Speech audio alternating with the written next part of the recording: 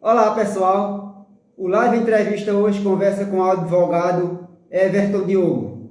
Ele que é vice-presidente da Comissão de Combate ao Racismo da OAB Paraíba. Larissa, boa noite, seja bem-vinda.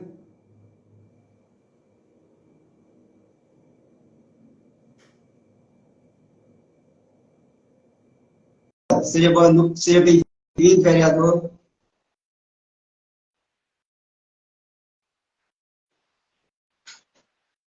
Arlindo, boa noite, me escuta? Sim, e você, está me escutando bem aí? Perfeitamente, meu querido. Eu escuto com perfeição, sim. Então, primeiro eu quero lhe agradecer demais pela gentileza de você, no feriadão desse, você se prontificou a gente conversar, né? Você que é advogada, eu fiz o convite para você e eu quero te agradecer demais por você ter aceitado esse convite e participar desse meu projeto. Eu não sou jornalista, mas eu tenho esse projeto assim com o intuito de levar informação para a população, cada vez mais para que a população seja mais esclarecida, essa galera jovem que meus alunos, meus ex-alunos, que me acompanham, se sinta um pouco mais informado. Everton, obrigado. Arlindo, eu que agradeço, meu querido, viu, pela oportunidade, pelo convite. E, assim, você talvez não tenha formação de jornalista, mas constitucionalmente você é jornalista, sim, entendeu? Você tem o direito de se expressar. E aí eu te agradeço pelo convite, né? Eu que agradeço pela oportunidade. Everton, mas nos fala um pouquinho sobre você. Quem é Everton Diogo de Castro? Arlindo, Arlindo de Castro nasceu em Santa Rita, né, há pouco tempo está em João Pessoa, né, minha família é de Santa Rita. Já foi uma pessoa que trabalhou muito tempo com vendas, né, mais de 10 anos, trabalhando em parte de distribuição de alimentos. Então, eu comecei a estudar, tenho uma graduação de gestão empresarial, depois fiz uma parte de economia na federal, mas assim não era o meu perfil. Comecei a cursar direito, terminei o curso de direito, me tornei advogado, fiz uma pós na área criminal, penal e agora estou iniciando o curso de licenciatura em história. Então, casado, né, com uma esposa maravilhosa, que são 4 anos de casamento e 11 anos juntos, minha companheira, minha parceira de vida. E aí é mais ou menos isso, né? Uma pessoa batalhadora, guerreira, como todo brasileiro na sua vida, né? Na sua luta. Everton, como é que o direito entra na sua vida? Você foi influenciado por alguém, alguém da família sua é advogado, é da área de direito, como é que ele entra na sua vida, o direito? Não. A minha família, Arlindo, assim, a gente tem tempo para conversar, A gente fica à vontade, a gente tem o tempo possível, pode ficar à vontade. porque A gente não tem um tempo pré-determinado, a gente vai levando a conforme história for desenrolando. é longa, né? Assim, minha família, Arlindo, é de Santa Rita, uma família humilde, mas uma família unida, uma família muito, muito boa. E assim, na primeira formação da minha mãe, dos meus tios, não teve curso superior, né? Então, assim, dentro das possibilidades, a gente procurava, minha mãe mesmo, minha avó, enfim, a família procurava, ao decorrer da geração, tentar fazer o possível para que pudesse impulsionar e ajudar. Eu confesso a você que no início, quando eu comecei a sair do ensino médio, eu já flertava com o direito. Eu achava muito interessante, mas ainda estava meio perdido. E eu digo que é muito importante isso na escolha de qualquer pessoa, ela saber o perfil, né, para a vida, porque ele se torna um profissional feliz, um profissional que se sente realizado, é como eu me sinto hoje. E aí, assim, eu comecei economia na federal, ainda, entendi que não era a minha área, é uma mesclagem de humanas com exatas. Depois terminei o curso de gestão, mas a minha paixão primeiramente, é a área de humanas, que eu pretendo fazer mestrado, enfim, prosseguir com os projetos que eu tenho, e é o direito. Eu, assim, eu particularmente amo muito o direito, gosto, é uma coisa que eu me sinto perfilado. E a questão do flerte foi mais uma questão de auto-impulsionamento mesmo, entendeu, Arlindo? Eu vou falar que talvez, assim, o primeiro contato que eu tive foi uma colega chamada Emily Coelho, inclusive ela foi, acho que foi secretária nacional de juventude do governo passado. Ela me chamou para uma aula inaugural da cadeira de introdução ao direito. E eu fui com ela na federal. Então, assim, uma aula muito teórica, doutrinária, né, muito sem lei, mas, assim, ali me apaixonei muito pelaquela questão da aula. Eu lembro até muito bem, o professor foi Gustavo Rabai, e ele é um professor titular da UFPB. Eu até lembro isso. Apesar que eu sou um jovem senhor, viu, Arlindo? Um jovem senhor. Então, você tem mais cabelo do que eu, você tem. E aí aconteceu que foi por ali. Acho que ali foi o flerte mesmo para eu entrar na parte de direito. E assim, eu gosto muito, assim, muito. Faço cursos. Enfim, basicamente é isso. Ô, Everton, você encontrou alguma dificuldade, algum obstáculo durante o seu curso? A minha dificuldade que eu tinha é porque, assim, como eu falei para você, como minha família ela é uma família humilde, eu sempre trabalhei, né? Desde os 18, sempre trabalhei de carteira assinada. Então, eu tinha que trabalhar o dia todo, mas, assim, não é nada de anormal, né? Isso é mais uma história como qualquer outra, não vou me vitimizar. Como qualquer outra pessoa também que trabalha, enfim. E aí eu saía, né, do trabalho, tomava um banho, pegava a mochila, colocava os livros e ia para a faculdade, às vezes muito cansado, inclusive. Eu acho que a dificuldade maior era essa.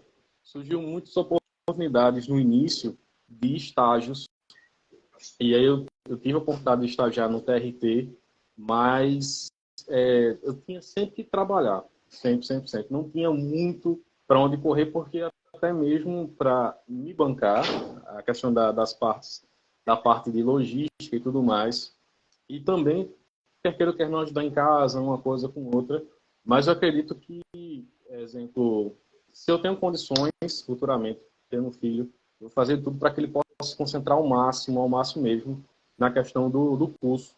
Mas não, nada impediu de eu me formar e de estar hoje, entendeu? Exercendo. Ô, Everton, você está vice-presidente da Comissão de Combate ao Racismo da OAB. Qual o papel dessa comissão e qual a relevância dela para a sociedade? A comissão, Arlindo, ela é um papel assim muito importante no sentido de fazer o apoio e fiscalizar todos os tipos de crimes que acontecem assim, na sociedade. A comissão hoje ela é composta pela diretoria. A diretoria, doutora Mislene, que é presidente, ela inclusive está no Rio Grande do Sul, fazendo seu doutorado. Vice-presidente, ouvidor, secretária-geral e existe mais um cargo que eu até esqueci. E mais 53 advogados, certo? Que são advogados queridos que têm um perfil da causa e que gostam em relação a isso, porque não adianta entrar na comissão da OAB sem querer trabalhar ou sem ter perfil, né? Tem muita gente que são muitas comissões na OAB, direito eleitoral, direito penal, enfim, é muita comissão. E tem movimentação em relação à questão da sociedade. Eu sempre assim, tive vamos dizer assim, essa militância em relação à questão da negritude, isso em mim, porque eu me considero uma pessoa negra. E eu sempre tive isso em mim. Comecei entrando, né, foi um convite da vice-presidente hoje, doutora Rafaela, da OAB. Ela era presidente da comissão na época, não era vice-presidente da OAB. E quando eu peguei minha carteira na OAB, eu já meio que flertava com a questão da causa. Ela me convidou para fazer parte. Então, através disso, eu entrei como membro. Passei um ano, a gente fez muitos trabalhos e tudo mais. E depois passei para ouvidor e hoje eu estou como vice.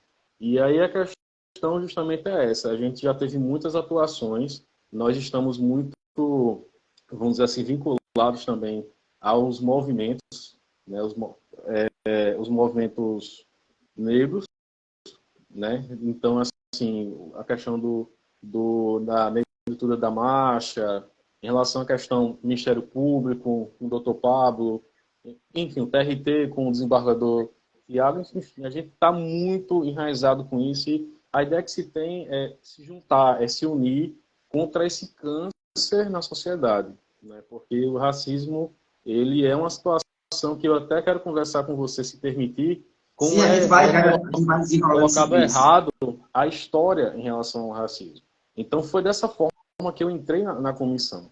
A gente tem essa fiscalização, a gente recebe denúncia, a gente faz essa escala e Dr. Falcone, né, da delegacia especializada que fica no centro de João Pessoa contra crimes do cunho de racismo, crimes homofóbicos e crimes também de intolerância religiosa.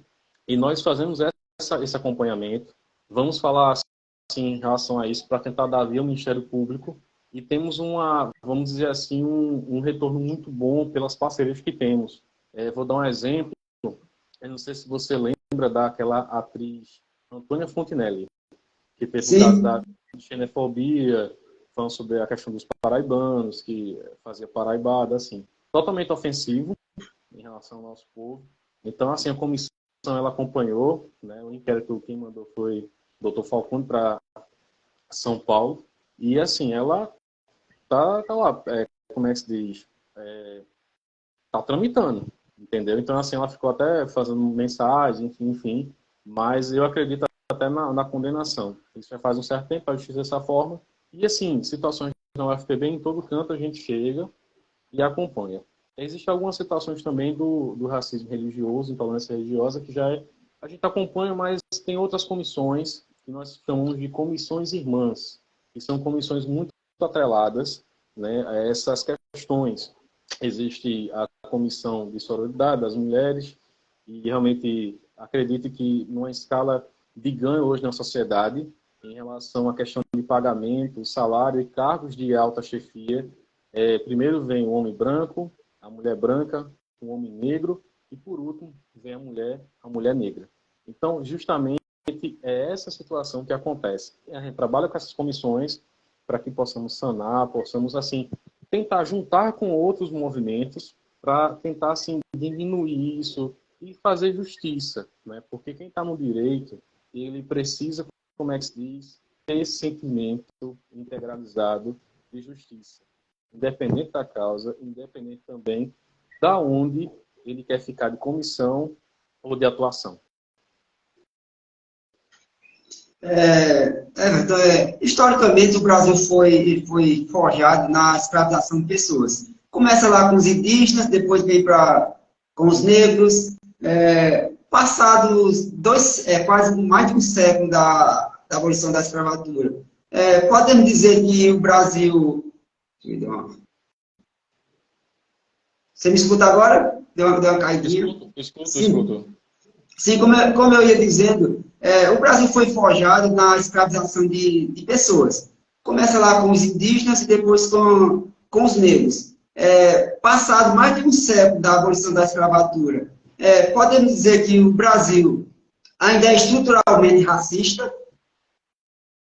O Brasil ele é completamente racista, mesmo sendo um povo miscigenado.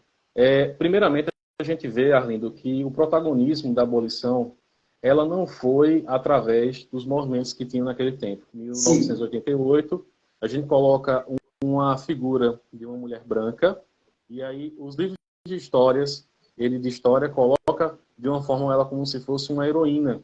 E temos, assim, extremamente vários números de pessoas que tiveram uma relevância muito maior. Sim. Primeiramente que a questão da abolição foi uma questão política. Não houve ninguém bom, não houve ninguém política, uma questão de pressão dos quilombos, enfim, tinha muita coisa por trás. E realmente, né, pela situação, foi um dos últimos países a abolir. Né? Então, é muito atrasado em relação a isso. Então, a gente vê que, em vez de dar atenção a Zumbi dos Palmares, enfim, outras entidades colocaram ela como protagonista. E aí, o que acontece?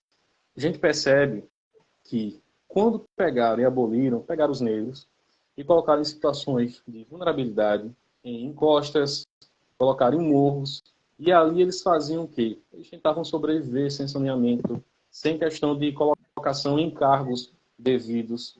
A gente sabe, através da história, que os empregos eram miseráveis, então existia um tipo de liberdade e não liberdade, porque eles não tinham emprego, eles teriam que retornar para os senhores e tudo mais, pagando salários miseráveis e condições miseráveis. E a gente olha o seguinte, são mais de 300 anos, questão da abolição, e a gente percebe o quê? Dados factuais, estatísticos, e grandes cargos de comissão, de alta chefia, grandes cargos executivos empresariais, a gente não consegue ver a figura do negro. Vemos, assim, cargos da Polícia Militar de São Paulo, Rio de Janeiro, um exemplo, fotos dentro do esquadrão ali, e vemos os comandantes, digamos assim, branco, branco, branco, branco, branco, branco, não tem negro. Então, existe uma estruturação racista muito grande. Eu fico muito chateado, inclusive, quando existem algumas pessoas que até são formadas e elas dizem assim, o racismo ele é uma arma política. Eu acredito que, independente de qualquer situação que você possa estar levando, se você é de direita, se você é de esquerda, se você é de centro, se você tem qualquer situação, o racismo é uma pauta que tem que ser colocada além da política.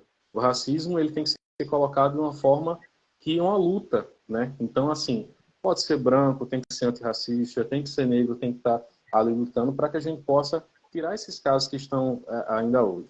Então, existe uma situação de um racismo estrutural muito enraizado, um racismo institucional muito enraizado, e é uma necessidade clara de fazer políticas públicas, e aí que entra a questão da situação política, independente se for de direita ou se for de esquerda, para que se possa chegar e fazer, exemplo, cotas, e as pessoas dizem assim, isso fere um princípio da isonomia, o que é que seja, igualdade e tal.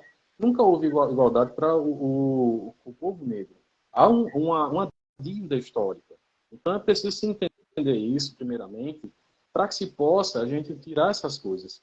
Eu estava numa palestra, Arlindo, essa semana com um professor do Rio Grande do Sul, Dr. Orson, que é uma referência na parte lá do Rio Grande do Sul, falando sobre a questão das fotos dos empregos, né? E a gente via muito isso, as pessoas lá de medicina, branco, branco, branco, e aí garis, enfim, outras funções que não estou de forma nenhuma colocando como menores, mas a gente sabe que existe um retorno financeiro maior, existe toda uma situação diferente, negros.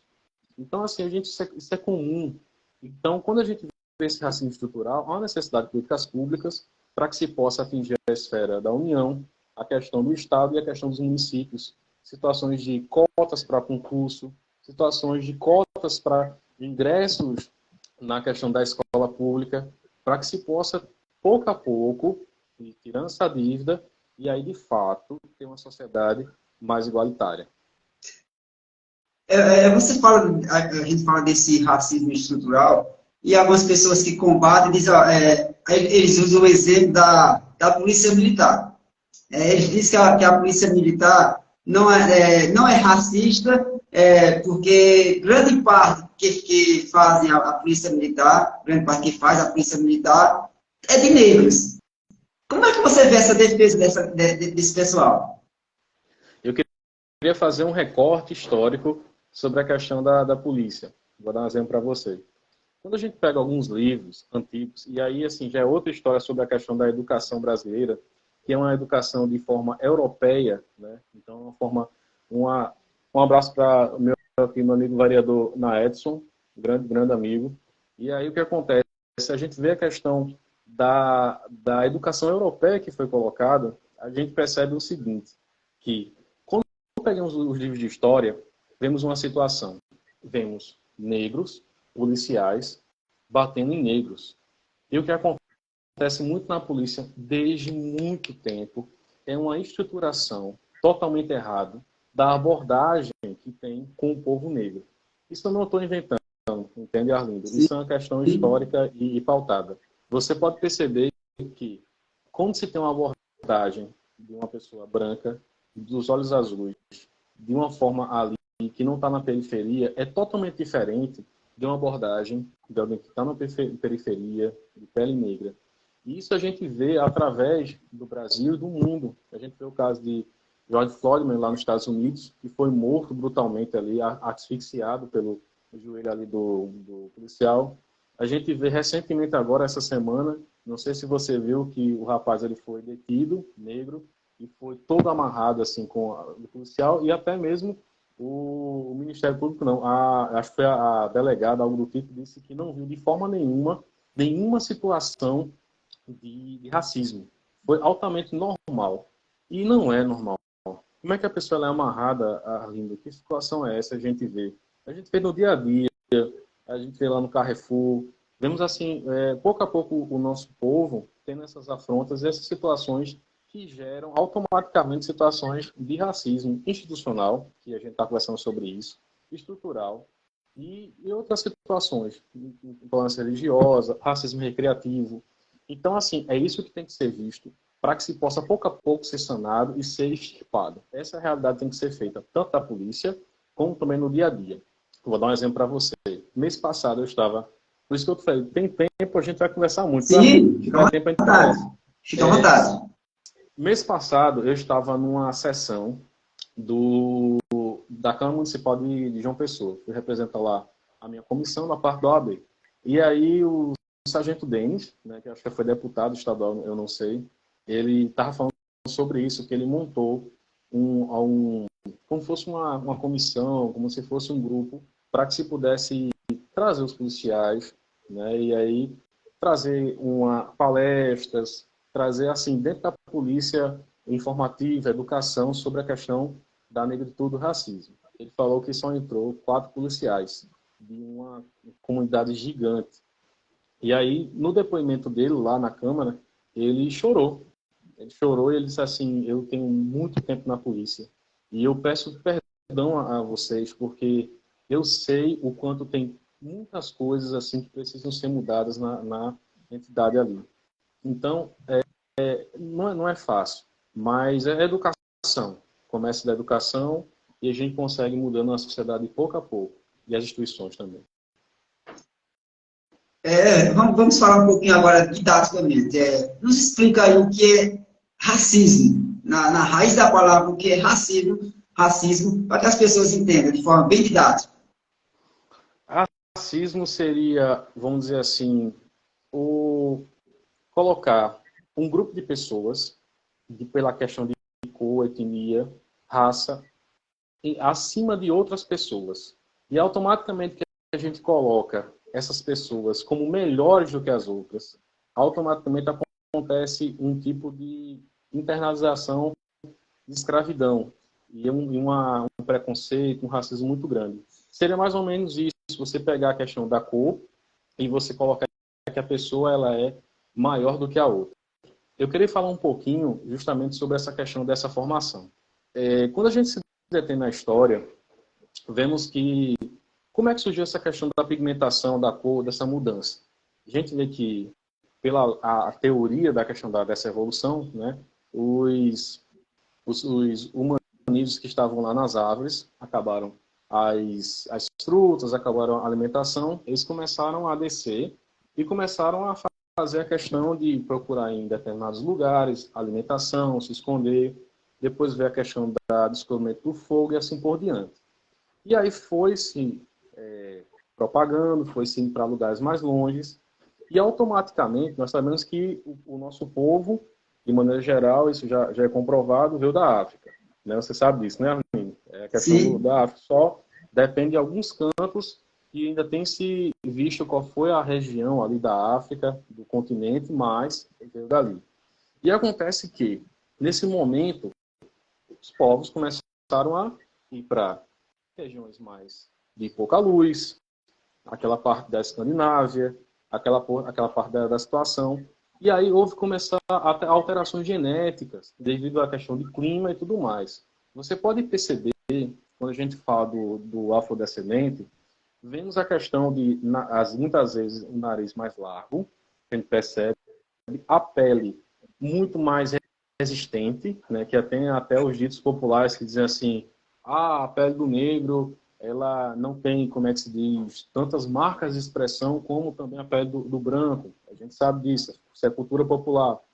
E aí foi feito devido à questão do clima, né? Da questão do deserto, questão de poeira. Então, o nariz mais... Isso é uma adaptação genética, o nariz mais largo e tudo mais. E aí, quando começa a ir para essa parte sem menos luz, menos sol, mais frio, aquela parte ali escandinava, quer que seja, começa o nariz a afilar, a pigmentação ela começa a embranquecer e acontece toda essa situação de mudança de pigmentação, mais ou menos baseado também em questão de propriedades biológicas, questão do cálcio e tudo mais. Enfim, é toda uma explicação biológica sobre isso também.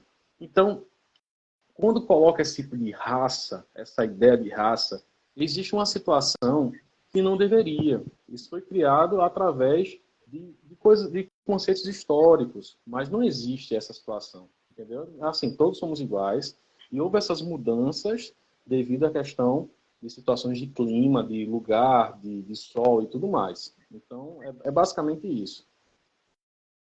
Agora vamos para...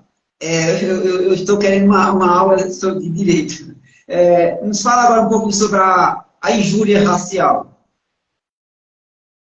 A injúria racial, ela, há pouco tempo, ela foi comparada à questão do racismo. Isso foi um marco histórico e também foi, através dessa situação, uma evolução muito grande, né? Porque o que acontecia? Existia a questão da prescrição.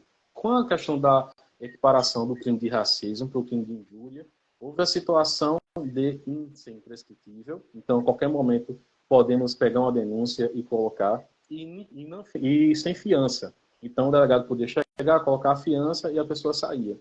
A gente, muitas vezes, falta a questão da prática, falta. Mas o que a lei fala é justamente sobre isso. E a questão da injúria racial, ela se detém muito sobre a questão do indivíduo, sobre a sua condição, não só uma condição de cor, de pele, mas uma questão também religiosa, enfim, tem uma globalização de muitas coisas, porque as pessoas acham que o racismo é só uma questão de cor, mas tem outras situações. E a questão do racismo se fala em relação à questão de uma totalidade do povo, né? Falando em relação a isso, é como se fosse um macro e um micro. Então, basicamente é isso, tentando ser um pouco didático. Então, infelizmente, vem aumentando o número de racismo. Então, pelo menos, vem se divulgando, vem se colocando em redes sociais, nos meios de comunicação. Para você, a quem você atribui isso? Vem aumentando os casos ou é porque vem se divulgando mais? Pronto, eu vou falar o que eu penso, tá certo? Sim, sim. Eu acredito assim que pouco a pouco estamos evoluindo, porque assim, a gente sabe que veio da escravidão e tudo mais. Antigamente tinha muita xenofobia, tinha racismo, tinha muito, enfim, ainda tem muito, mas estamos evoluindo. Pense comigo, Arlindo. O que é que um racista ele pensa sobre a questão do povo negro? Quando a gente pensa sobre isso, na visão da ótica de uma situação de uma leitura sobre o racista, eu falo do racista, ele vê que ele pensa que um negro ele é um ser de outra cor, né? Que ele é superior a isso. Primeiro é isso. Ele é mais intelectual do que o negro, né? O negro ele é o instinto animal, e o negro é o negro mandinga que só tem as formas, né? É a negra, fala do corpo da mulher que é diferente, né? Não fala sobre a questão da mulher negra, mas do corpo da mulher como se fosse um objeto, algo diferente. Tem todo um aparato de situações extremamente negativas sobre isso. E aí, o que é que tu vê hoje? O negro em protagonismo, Arlindo. O que é que está acontecendo com o Vinícius Júnior? Vinícius Júnior hoje, na Espanha, que é um país colonial, um país que tiveram milhares e milhares de escravos, assim, a gente nem tem que falar. E aí acontece que a gente vê um negro sendo considerado hoje como o melhor do mundo, né, passando todos aqueles jogadores que já estão velhos, Cristiano Ronaldo, Messi, que talvez não consigam mais ser o melhor, e só evoluindo através dos números de dados do futebol. E aí ele chega, ele é protagonista, ele chega e ele detona, ele faz gol, ele é artilheiro, ele faz jogada, ele é talentoso, e aí o que acontece? Racismo. Macaco, não presta, etc. Enfim, milhares de insultos. Então, o racista ele tem essa perspectiva de ideia de que ele é superior e que o intelecto dele é superior. Então, quando a gente vê um negro em protagonismo, ele vê um negro em protagonismo, automaticamente acontece esse tipo de situação. porque não aceita, né? Os papéis ali não aceitam. A gente vê em todas as situações, até mesmo na questão das artes, né? Quanto tempo se passou, vou dar um exemplo, que essas novelas que passam não tinham um protagonista negro. E hoje a gente vê novela não sei de quê, da 6, da 7, eu não assisto novela, mas a gente vê os resultados de protagonistas negros. Quanto tempo a gente percebe que existem telejornais muito sérios que está ali, o negro ali, com seu espaço devido, na sua oportunidade que se deve colocar como uma pessoa bela, que é intelectual e tudo mais. Então, isso cria um choque, né? Eu estava conversando com o professor Orson, e ele tem uma dificuldade muito grande, Arlindo, e aí não é uma questão de xenofobia, mas é uma questão de factual.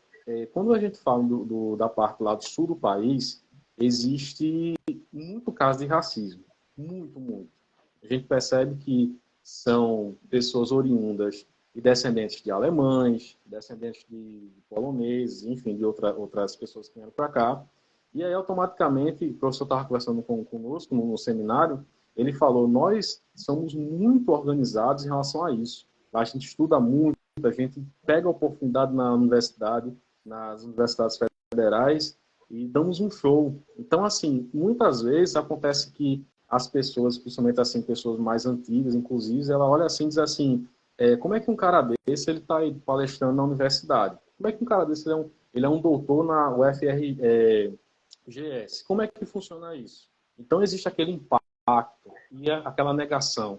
Ele não pode ocupar esse espaço. Ele não deve ocupar esse espaço. Então começa muitas vezes a questão do racismo aí, porque não existe um aceitamento do negro como protagonista, do negro como pessoa intelectual, do negro que conseguiu crescer na vida, das dificuldades e fazer isso. Então, é mais ou menos como funciona na totalidade. Por que se cresce tanto? Por que se tem tanto isso? Sempre existiu, mas aí agora a gente vê essa evolução e existe essa represária, muitas vezes. Para você, há diferenças entre a pessoa não ser racista e a pessoa antirracista? Existe. Eu acredito, Arlindo, que todos têm que ser antirracistas. Todos. Porque faz um papel, é um importante papel na sociedade você só não ser, como é que se diz, não ser racista, é você contribuir contra essa situação. Então, eu acredito que tem que ter essa situação com a questão dos brancos e tudo mais, porque eu convivo com muita gente dentro da OAB que não é negro, mas aí tá lá, ativista militando, não aceita, entendeu? Muitas vezes entende e reconhece que não passa por racismo, né? Que acontece muitas vezes isso, essa situação de que acha que é tudo, está chamando mensagem aqui, acha que é tudo igual e não é. Então, assim, não basta você não ser racista. Precisa ser antirracista na sociedade. Essa é a realidade que precisa. Ô, Everton, eu sou professor e na minha escola a gente trabalha alguns temas voltado para isso, para essa questão do combate ao racismo. Mas para você estar dentro de uma comissão que combate o racismo, as escolas, elas têm cumprido seu papel nesse enfrentamento ao racismo, nessa educação das pessoas além de não ser racista, também ser antirracista, elas têm cumprido esse seu papel? Fazer uma observação que você falou que é professor, Arlindo, e o pessoal tudo aqui, professor. Sim, são meus alunos. Eu não sou professor. É Arlindo que é professor, Arlindo aqui. Aí o que acontece, Arlindo? Como foi para você no início, a gente estava falando da educação que tem uma Eurovisão, né, europeia. Então, assim, vemos que as escritas e tudo mais, muitas vezes são feitas por brancos, e na história a gente chega, e aí dentro da grade escolar, não existe uma integralização, muitas vezes, sobre a questão da história negra, com mais afinco. Não existe uma integralização com cadeiras, palestras e tudo mais. A gente percebe que passa muito de como fosse um flash, muito rápido. E aí a necessidade, sim, de trazer para a criança desde o início, e aí isso a educação é um papel fundamental, isso é a base. E quando o pessoal fala que a base de tudo é porque realmente você pega uma criança e você diz, olha, é assim, assim, assim, desde o início, ela só vai se mudar de ideia se tiver algum problema, mas se for educar de forma correta, é muito difícil. Eu acredito que está faltando no nosso grade curricular justamente isso. Está faltando trazer mais cadeiras, precisa também na universidade. Eu acho que, de uma maneira geral, tanto ensino fundamental médio como também superior, há uma necessidade, há uma lacuna, entendeu? E aí só vai mudar se tiver... Eu não acredito muito na questão do enfrentamento, do anarquismo, eu não acredito muito nisso. Inclusive, eu estava conversando, eu não sei se você conhece, Arlindo, professora Marli, que é de Santa Rita, ela é do movimento também. Depois eu te mando a foto. Sim. E a gente estava conversando justamente ontem sobre isso, né? Entrar nos espaços, mostrar a questão da intelectualidade, de conversar e aí trazer pouco a pouco essa questão da educação. Porque não adianta, não vai conseguir chegar e bater de frente, não vai. Então, assim, a gente mostra de forma mais inteligente e a gente ocupa os espaços. Minha visão é essa, entende? Ô, Everton, é justo algumas pessoas ditas brancas falar de racismo reverso quando estão diante, digamos, de uma revista que só tem negros ou de algumas publicações? O que é que você acha disso, desse chamado racismo reverso? Ó, primeiramente, Arlindo, esse termo ele não existe, né? Esse termo ele é totalmente errado. Isso eu afirmo com muita tranquilidade. Nunca existiu na história, certo? Um povo que ficou escravizando o outro e foi branco. Houve genocídio, que é diferente de escravidão. Então, assim, quando a pessoa chega e diz assim, existe um racismo reverso, ela pode estar sofrendo um preconceito. É diferente. Mas o racismo mesmo nunca houve. Então, assim, é alguma base histórica e fundamentalista que não cabe. Assim, você for estudar, e tem gente, sim, eu peguei muita gente, inclusive, formada, que uma roda, inclusive, de amigos, um formado em gestão pública, outro formado em contabilidade, outro formado em matemática, e o pessoal, assim, isso há anos atrás, o pessoal dizia assim, não existe assim reverso, gente, não é assim, vamos estudar um pouquinho essa parte aqui e tal, enfim, sempre com uma educação, porque não existe, não tem um povo que ficou dessa forma em detrimento do outro, branco, não existe. Então, existe preconceito, às vezes acontece, mas as palavras que são proferidas não entram para se caracterizar como o racismo reverso. Esse termo ele não existe, entendeu? Não Então, cabe. então podemos dizer que o termo racismo reverso é uma própria desculpa para algumas pessoas que são racistas? Eu acredito, Arlindo, que tem muita gente, e assim, eu ocupo muito a questão da educação, são coisas, linguajares, enfim, outras situações que falta um pouco dessa educação que a gente fala, essa educação sobre a negritude e tudo mais. São os termos cabelo ruim. Quanta gente escuta isso? Né? Não existe cabelo ruim, existe cabelo crespo, existe liso, ondulado, quer ser, mas nunca ruim. Sempre da forma de colocar, faz assim, colocar para baixo, né? Então, assim, muitas vezes você está ali naquela estruturação de educação que você fala isso, entendeu? Então, eu acredito justamente que as pessoas, talvez não seja nem maldade, Arlindo, eu acho que seja a falta de estudo e justamente a base da educação da escola. Falta um pouco isso, entendeu? Só lembrar as pessoas que essa live ela fica no Instagram, ela fica no meu Instagram, e também eu vou colocar lá no canal Cicoada Nordestina. Já pedindo para as pessoas que ainda são inscritas no canal, vão lá no canal, tem bastante tem conteúdo político, tem as minhas entrevistas, tem as minhas andanças pelo Nordeste, divulgação do Nordeste, então tem um conteúdo bastante diverso e bastante bom para vocês acessarem. Então vai ficar lá também no canal Cicoada Nordestina. Ô Everton, o Brasil tem avançado para quebrar o que você chama desse racismo estrutural? O Brasil tem avançado em passos pequenos, largos não, pequenos. Uma vez uma professora falou para mim algo muito importante. Não basta você ser um negro na Câmara Federal, no município, enfim, legislativo, não adianta. Se caso você não entende o seu papel, não adianta. Porque a questão justamente é essa. Há pouco tempo, na Assembleia Legislativa aqui do Estado, teve, como é que se diz, uma alteração sobre concursos públicos e uma porcentagem para os negros. Há pouco tempo também está se vendo essa questão da banca para definir essa situação do ingresso dos negros na UFPB. E assim, pouco a pouco a gente está evoluindo, né? Não é a maneira certa ainda, não está. Falta muita coisa, Arlindo, falta muita coisa. Mas eu acredito que sim, assim, chegar a dizer que não tem nada, também eu seria assim, muito exagerado, muito radical.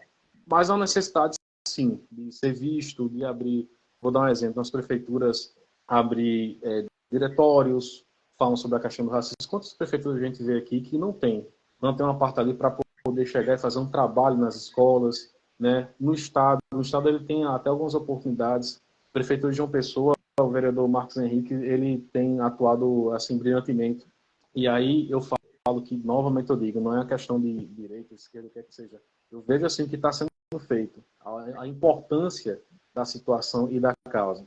Então, há uma necessidade, sim, de fazer isso, mas eu acredito que estamos, pouco a pouco, evoluindo, tendo um retorno sobre a situação. Pior também já foi, principalmente a questão da mídia, mudou muito, isso ajuda muito, né, a propagar. As cotas raciais, ela tem cumprido esse papel de inserção e diminuição dessas desigualdades entre as minorias negras?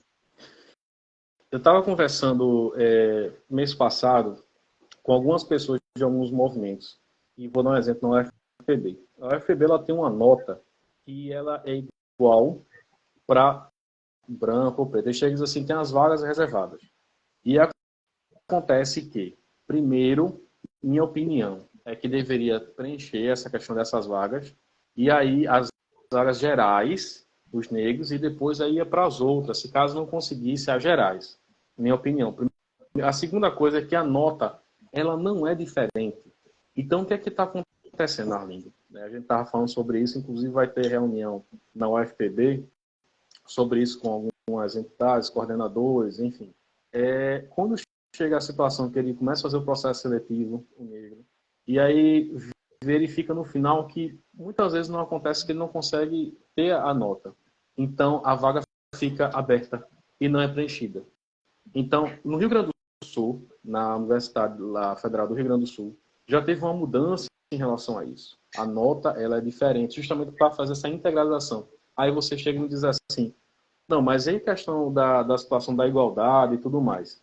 Eu acredito que, como existe uma reparação histórica, há uma necessidade de colocar o negro ali para estudar e ocupar os espaços que muitas vezes os brancos já têm há muito tempo, as oportunidades.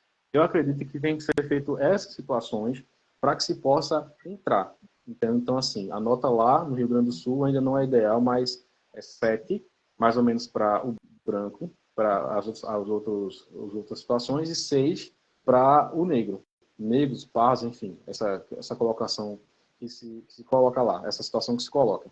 Então, eu acredito que, de fato, ainda precisa se organizar. Está se batalhando isso lá na UFPB, entendeu, Arlindo? Está se tendo reuniões e tudo mais para que se possa se organizar. Em outros também vai Everton, o que uma pessoa deve fazer quando ela se sentir primeiro ela sofrer um ato de racismo, ou então ela presenciar um ato de racismo? O que você aconselha essa pessoa a fazer? Eu vou dizer o que a pessoa vai fazer, tá certo? E aí as pessoas que ao decorrer do tempo vão ver essa live. Primeira coisa que tem é o seguinte: existe uma comissão na OAB, que é a comissão que eu participo, que ela dá apoio. Então, assim, tenta entrar em contato e tudo mais. Mas de uma forma muito geral mesmo. Existem delegacias especializadas. Existe uma delegacia especializada, que é a Dr. Falcone, que fica no centro de João Pessoa, e tem as demais delegacias. Então, assim, procure, né, traga provas robustas, porque essa semana agora eu recebi uma denúncia da UFPB, então eu peguei as provas e tudo mais, e não cabia outros crimes, tá certo, da esfera criminal, mas não entrava no perfil além do racismo. Então, assim, ela, pela falta de conhecimento, que também a gente sabe sobre isso, ela dizia, não, eu sofri racismo, era uma estudante de engenharia, eu sofri racismo e pronto, eu quero.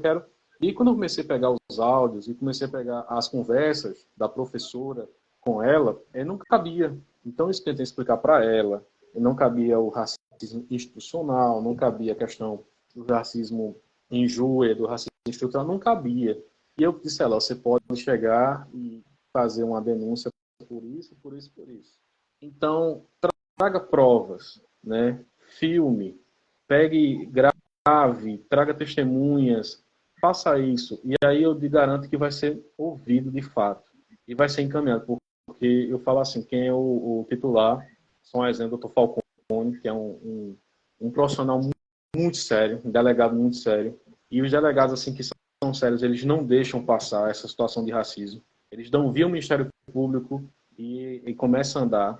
Há uma necessidade de trazer elementos fortes e robustos para que se possa conseguir o prosseguimento do inquérito até o Ministério Público e começar a tramitação do processo. Então, pessoal, vocês que estão escutando, não deixe isso acontecer de forma nenhuma, tá certo? Não deixe... já aconteceu muita coisa histórica e não aceite isso de cabeça baixa.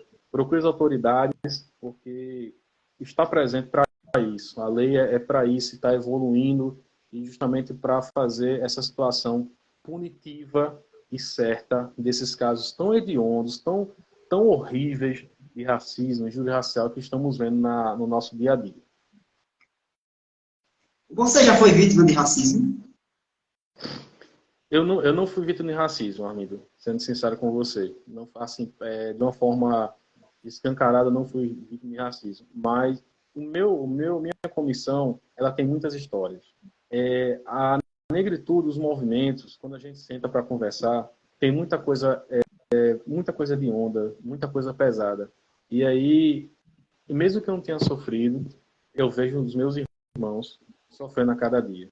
E mesmo que os meus irmãos que estão ali presentes, eu vejo na TV os meus irmãos morrendo a cada dia. Eu vejo o banho de sangue através do jornal, eu vejo o banho de sangue, as pessoas amarradas nas portas dos mercados, eu vejo as pessoas sendo amarradas e sendo mortas a cada dia. Então, eu acho que o racismo ele é muito aberto, né? E está muito público hoje. Essa é a verdade e a realidade. Everton, trazendo aqui para Paraíba, como é que está o combate ao racismo aqui na Paraíba? O governo tem alocado secretarias, dinheiro para se combater o racismo? Sobre a questão do governo, existem algumas situações aqui na Paraíba que a gente tem que assim, bater palmas. Primeiramente, a Câmara Municipal de João Pessoa, né? Ela tem colocado ali uma oportunidade muito grande, né? A Marli, ela está ali na frente, existem outras entidades que estão ali. E aí o governo ele tem feito essa questão também das cotas e tem também alguns diretórios na parte do governo. Existe também a Defensoria Pública com a Aline, que está ali junto conosco, junto com a OAB, junto com os outros órgãos. Mas de uma forma geral, e eu falo assim com muita transparência, há necessidade de muita movimentação ainda, Arlindo. Precisa de muita coisa ainda, entendeu? Mas estamos evoluindo. Nós estamos crescendo, graças a Deus. O que se deve dizer a uma pessoa racista? Uma pessoa racista, a gente primeiramente tem que ver a situação que educação. Primeiramente é isso. Eu acho que há necessidade. Quando a pessoa é racista, muitas vezes a pessoa ela é racista porque não tem um conhecimento. Eu acredito que é muito pelo que ela foi crescendo e não vitimizando de forma nenhuma, porque ela é responsável pelos seus atos. Como uma Sim. pessoa que é pensante, de capacidade, como diz o CPC, e ela tem realmente que ser responsabilizada pelos seus atos. Mas eu acredito que justamente é isso. Falta a educação. Falta desde o início, assim, da base dela. Às vezes, muitas vezes, é a questão familiar, né? Porque influencia, o meu influencia. Tu imagina tu viver numa família que ela é racista, né? Que ela tem essas situações. E o racismo, Arlindo, ele é muito silencioso muitas vezes. O racismo, ele é a situação, vou dar um exemplo para você. A nossa secretária-geral, doutora Carla, ela já fez parte já do Centro João Balula, Centro João Balula também, que é do Estado, que tem movimentado essa situação do racismo, né, do João Balula. E aí aconteceu que ela se mudou para o bairro do Bessa, ela estava em mudança, ela tem o cabelo, como é que se diz, crespo, ela deixa todo organizado, e, enfim. E aconteceu que as pessoas foram entrando na farmácia, lá do prédio dela, e ela desarrumada e tudo mais. Então ela percebeu que entrou duas mulheres brancas, entrou depois um rapaz com um filho branco. Quando ela chegou na porta do estabelecimento da farmácia, uma pessoa chegou e foi atender ela. Ela não conseguiu entrar. Aí chegou, opa, tudo bom? O que é que eu posso fazer por você? O que é que eu posso ajudar? É como se fosse assim, ela talvez vai furtar aqui, entende? Eu não vou deixar que ela entre dessa forma que ela está. Então o pessoal diz, é exagero. São coisas veladas. São coisinhas assim que você vê no dia a dia. É a criança que está ali, que o amiguinho chega ali e diz assim, cabelo ruim, não sei o quê. Aí a mãe chega numa reunião da diretoria, em vez de chegar e dizer assim, não, tá errado, eu vou me responsabilizar pelo filho, mas aí chega e diz, não, mas ele também falou outros insultos e tal, então assim, não justifica. Então assim, muitas vezes acontece essas coisas veladas sobre o racismo que a gente vê no dia a dia. Então, nós estamos chegando ao final do nosso bate-papo.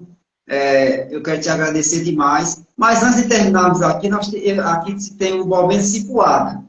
Eu vou dizer uma palavra, uma pequena frase, e você também rapidamente vai responder. Vamos lá?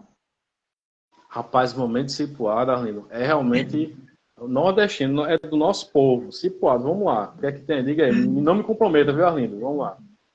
Um lugar. Minha casa. Uma tristeza. Não ter crescido com o meu pai. Uma alegria. Cortou, Arlindo. Desculpa, cortou agora. Cortou a tua Uma fala. alegria. Uma alegria, a minha família. OAB. OAB, realização. Família. A base de tudo. Amigo. Só os realmente perduram. Um medo. Medo. Não realizar os meus sonhos. Um abraço. Um abraço para a minha avó, que é tudo da minha vida. Um sorriso. Da minha esposa, o mais belo. Em que ou em quem você daria uma cipoada no lombo? Em quem eu daria uma cipuada no lombo? Eu acho que no sistema que a gente vive hoje. Uma saudade. Uma saudade. Tempo de infância. Foi muito bom. Futuro. Futuro. Realizações. A vida. A vida, ela porque tem que ser só uma palavra, né? A vida, Não, você diz uma pequena frase também, pode ser. pode ser. Fique à vontade. A vida, ela é uma dádiva de Deus. E ela precisa ser aproveitada porque ela é muito curta. Ela é muito curta. E Deus? Deus, para mim, é minha base, é tudo. Everton Diogo, advogado. Um lutador, guerreiro, que aprende a cada dia, ouve muitas pessoas para receber, para que se possa também passar, e um sonhador. Everton, mais uma vez eu quero te agradecer demais. E assim, eu quero que você deixe uma mensagem para que as pessoas que nos acompanhou e também para as pessoas que depois vão assistir a nossa conversa. Deixe uma mensagem para essa galera. A mensagem, ela parece muito uma coisa, chama piegas, né? Muito batido e tudo mais. Eu não sei qual é a tua realização, o teu sonho, não sei qual é o teu objetivo. Para mim, a alegria é subjetiva. Você tem pessoas que têm muita riqueza, mas são tristes. Pessoas que têm pouco e são muito felizes. E tem realizações que são mais fáceis e outras mais difíceis. O que eu posso falar para você é: nunca desista dos seus sonhos. Onde você está no seu ponto, fique sempre em movimento. Porque uma pessoa em movimento, ela consegue realizar tudo o que ela deseja. Everton, muito obrigado. Obrigado a todos que estiveram nos acompanhando. Fiquem com Deus. Eu sou Arlindo Caboclo e aqui, a Cipuária Nordestina. Abraço, Everton. Um abraço imenso, Arlindo. Boa noite. Viu?